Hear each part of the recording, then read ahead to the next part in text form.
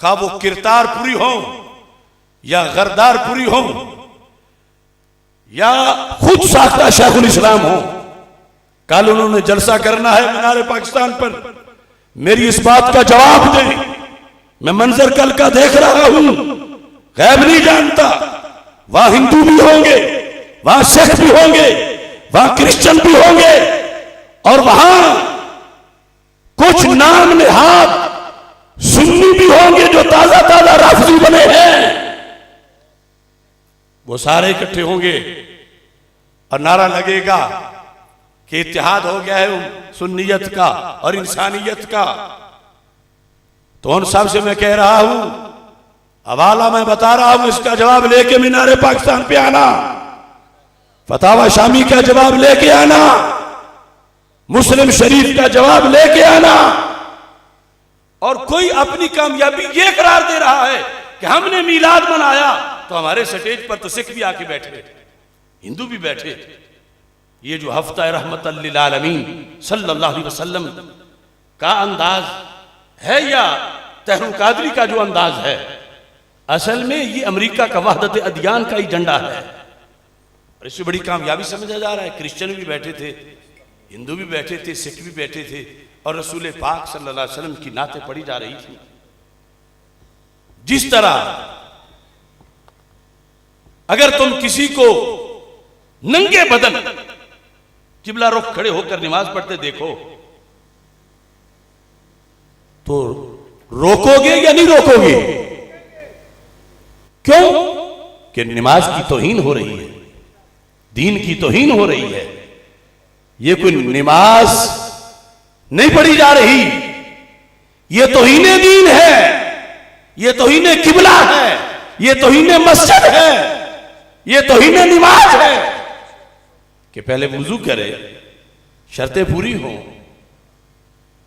तो ये सारी चीजें नमाज के लिए इतनी जरूरी नहीं जितनी नात के लिए सरकार को नबी मानना जरूरी है। जो सरकार को नबी मानने से अड़ गया वो करोड़ नात पढ़े, करोड़ नात लिखे, उसे तौहीने नात का अजाब तो होगा मगर नात पढ़ने का सवाब नहीं होगा।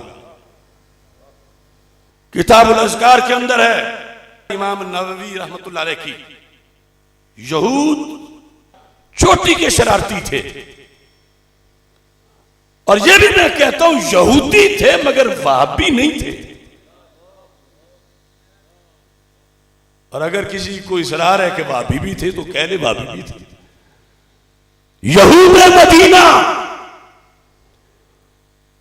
यहूदी होकर ये यकीन रखते थे कि अगर हजरत मोहम्मद मुस्तफ़ा सल्लल्लाहु अलैहि वसल्लम की जुबान से कहीं भुलेखे से भी हमारे लिए रहमत की दुआ निकल गई, हमारा बेड़ा पार हो जाएगा, गैर इरादी तौर पर भी।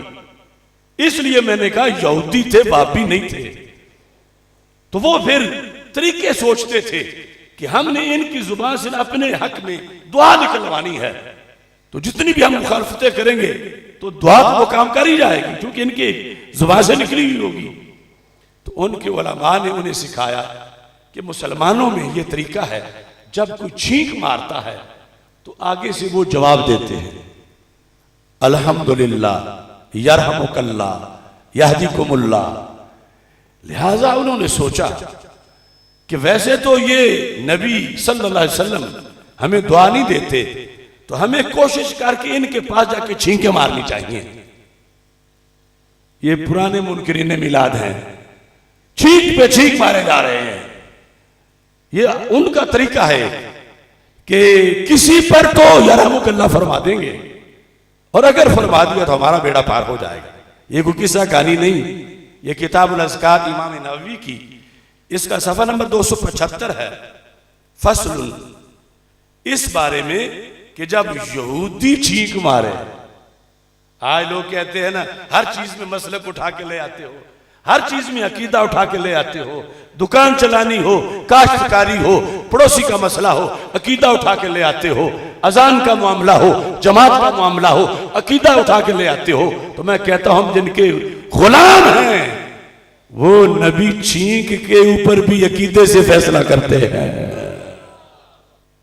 हजरत अबू मूसा अशरी रज़ी अल्लाह तआला अन्हु कहते हैं कानल यहूदो यतआतसून इंद रसूलिल्लाह सल्लल्लाहु अलैहि वसल्लम, यहूदी छींके मारते थे आके रसूल पाक सल्लल्लाहु अलैहि वसल्लम के पास। शरारती तो बड़े थे, यहूदी थे मगर वहाबी नहीं थे। क्यों? आगे लिखा है यरजूना अन यक़ूल लहुम यरहमुकल्लाह। यरजूना, ये उम्मीद रखते हुए कि कहीं आपकी जुबान से ये लफ्ज निकले, अन यक़ूल यरहमुकुमुल्लाह, अल्लाह तुम पे रहम करे। इस उम्मीद पर, यानी ये जो कौम है ना कि कोई दफा नहीं दे सकते, कोई कुछ कर नहीं सकते, कुछ दे नहीं सकते, इनको मैं शर्म दिलाने के लिए कह रहा हूं कि वो मदीना के छींके मारने वाले यहूदी तो थे, वहाबी नहीं थे। अगर वहाबी होते तो फिर कहते कि फायदा तो होना कोई नहीं, ये तो खुद महीना महीना दुआ मांग मांग के थक जाते हैं, होता कुछ नहीं। छींक के जवाब में कुछ कहेंगे तो क्या होगा। आज भी इन तौहीद परस्तों की तकरीरें ऐसी तुम्हें मिलेंगी, मगर मैं फिर कह रहा हूं लाइव, वो यहूदी थे मगर वहाबी। अगर ये इसरार करें तो मैं ठीक है, यहूदी भी थे वहाबी भी थे। कुल्लुहुम वाहिद, अल यहूदिया वल वहाबिया विजहान लिमासात वाहिदा। दोनों एक ही खोटे सिक्के के दो रुख हैं। अगर कहलवाना है तो कहलवा लो, मगर मैं तो कहता हूं वो यहूदी थे, वहाबी नहीं थे। क्यों? उनको उम्मीद थी कि अगर अल्लाह के रसूल अलैहि सलाम ने यरहमुकुमुल्लाह कह दिया तो बेड़ा पार हो जाएगा। अब आगे मसला है ये मुश्तरका मेहमान बिठाने वालों का, आगे है ननकाने जाके ईमान लुटाने वालों का। उस पित्ते के छोटे पित्ते ने जाकर जो लुटाया वहां पर ईमान, और कुछ किरतारपुर पर जाके लुटाते हैं और आयतें पढ़ते हैं, हदीसें, उन्हें पता नहीं कि दीन का मजाज क्या है। मेरे आका सल्लल्लाहु अलैहि वसल्लम खाली नहीं लौटाते थे उनको, मगर यरहमुकल्लाह भी नहीं फरमाते थे। क्या फरमाते थे? यहदीकुमुल्लाह, कि पहले हिदायत मिलेगी तो रहमत मिलेगी। तुम इस लायक नहीं हो कि मैं तुम्हें यरहमुकुमुल्लाह कहूं, चूंकि तुम मेरे कलमे के मुनकिर हो और मैं रहमत हूं सारे जहानों के लिए। मगर मैं गद्दारों को कैसे रहमत दूं? हाँ, हिस्सा इस तरह दूंगा, खाली नहीं लौटाता। सरकार फरमाते यादीकुमुल्लाह, खुदा तुम्हें हिदायत दे, व युस्लिहु बालकुम, अल्लाह तुम्हें तुम्हारे करतूत सही करे, तुम मेरा कलमा पढ़ लो, आगोश रहमत में आ जाओ। आज ये हमें कहते हैं कि ये तंग नजर मुल्ला है, इनको दीन का पता नहीं। तो जो दीन लेके आए उनसे बढ़ के ब्रॉड माइंडेड कौन हो सकता है? मेरे नबी अलैहिस्सलाम ने यहूद की छींक के जवाब में भी दुआए रहमत नहीं की, दुआए हिदायत की है।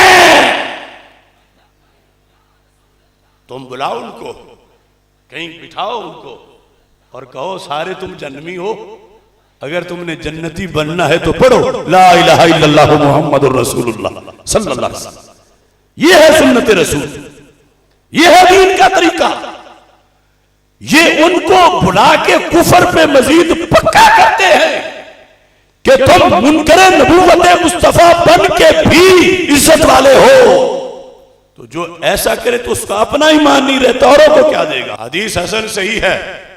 लाइव मैं ज़ुर्रियते मिनहाजुल कुरान को चैलेंज कर रहा हूं कि तुम्हारा वो अंदाज जो कई सालों से तुम अपनाए हुए हो, और कल भी अपनाओगे वो कुरान से मुतसादिम है, वो सुन्नत से मुतसादिम है, उन लोगों के लिए दुआए हिदायत तो जायज है, मगर वो रहमत के सजावार नहीं है, वो रहमत के हकदार नहीं है, वो रहमत के लायक नहीं है। और जो लानत के मुस्तहिक हों, जिनके पास बैठे उन पे भी लानतें ही बरसती हैं। तो महफिल मिलाद को गंदा ना करो, महफिल मिलाद पर बरसने वाली रहमतों को ना रोको। क्योंकि सहाबा किराम जब नमाज इस्तिस्का पढ़ने लगे तो पूछा कोई अहले किताब में से तो नहीं, यह है पुरानी बरेलवियत, कोई अहले किताब में से तो नहीं? बताया कि हाँ। फरमाया इसको निकालो। और फुकहा ने लिखा क़यामत तक जब भी इस्तिस्का बारिश की दुआ मांगनी हो, मजमा सिर्फ मुसलमानों का हो, उसमें हिंदू ना हो, उसमें सिख ना हो, उसमें नसरानी ना हो, पारसी ना हो, मजूसी ना हो, यहूदी ना हो। क्यों?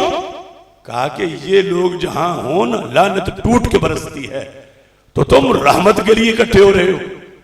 तो ये नमूने क्यों आगे पेश कर रहे हो कि जिनकी वजह से रहमत का मूड ही ना बने और लानत बरसना शुरू हो जाए।